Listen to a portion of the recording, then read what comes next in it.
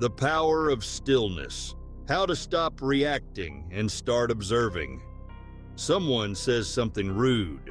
You feel the heat rise. What happens next? Reaction or awareness can change everything. What if silence wasn't weakness, but wisdom in its highest form? And what if every emotional trigger in your life was actually a doorway to freedom? A stranger cuts in line. A friend says something that hits a nerve. A loved one repeats that same old pattern again. Before you even think, it happens. You react. The words leap out. Your face tightens. The mood shifts. And afterward, there's that familiar heaviness, the sting of regret. We don't plan to react, but we do. Over and over again. We live in a world caught in an endless loop of action and reaction. Stimulus, response, trigger, outburst, hit back. But the Buddha offered another path, a quieter, wiser one. He said, "A fool is known by his speech, a wise person by their silence. This silence isn't emptiness, it is presence, it is power." In Buddhism, there is a quality called equanimity, a calm strength that remains grounded, even as storms rage overhead. It's not about indifference, it's about balance. Imagine a still pond. When its surface is calm, it reflects the sky perfectly.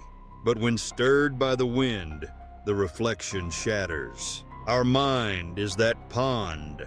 When we live in constant reactivity, everything becomes distorted. But when we choose stillness, we see clearly.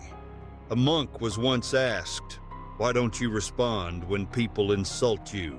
He smiled and said, "Why should I let someone else's anger rob me of my peace?"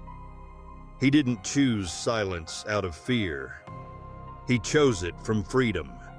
And this freedom is available to all of us. But to reach it, we must first learn to observe. To observe without judging, without labeling, without rushing to fix or defend. Because in that space, between the trigger and your reaction, lives your true power. The Buddha taught that the mind is like a mirror. It reflects everything that passes, but holds on to nothing. This is the art of non-reaction. To become the mirror, to allow emotions to arise and fall without clinging or resisting, to feel anger without becoming angry, to feel fear without acting in fear. There's a powerful story in Zen tradition. A young student, overcome by frustration, shouted at his teacher. The teacher said nothing. He simply looked back, calm, present, unshaken. Later, the student broke down, not from guilt, but from clarity. In the mirror of that silence, he saw himself, and it humbled him. That's the power of pure observation. It reflects truth without blame, and truth, when met with stillness, softens even the hardest heart. So why do we react? Because we're attached to being right, attached to being heard, attached to a fragile image of self. When someone challenges that image, our ego panics and strikes back. But Buddhist wisdom teaches a radical alternative. You don't have to fight every battle. You don't have to protect an identity that was never permanent to begin with. You can let go. You can pause. You can observe what is truly happening inside you. Next time you feel a reaction rising like a wave, try this. 1. Pause. Don't respond yet. Just stop, even for a few seconds. 2. Breathe. Let the breath anchor you in your body. Feel it enter. Feel it leave.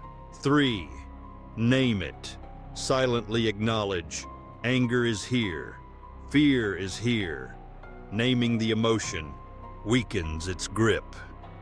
4. Observe. Where do you feel it in the body? In the chest, the jaw, the fists? Notice without judgment. Let it move, like a cloud crossing the sky. Because here's the truth. When you stop feeding the emotion, it begins to fade. Like fire without fuel, it dies on its own. You haven't suppressed it, you've seen it, and that seeing transforms everything. But observation alone is not enough. It must be laced with compassion. Compassion for others who are also hurting, also lost, also reacting from their own wounds. And compassion for yourself, for being human, for still learning, for trying again. The Buddha said, "Hatred does not cease by hatred, but only by love." This is the eternal law. When we observe with compassion, we stop the cycle. We don't add more fire to the world. We become the water that soothes it. So how do we stop reacting and start observing? We practice. We pause. We breathe. We witness.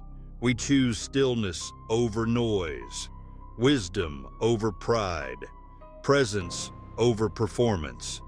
You don't need to win every argument. You don't need to prove your worth to everyone. Sometimes the most powerful act is to simply remain still, to remain silent, to remain clear. Because peace doesn't come from changing the world.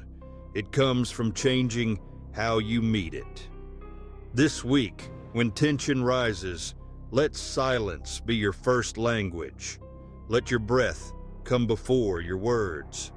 Let awareness come before action.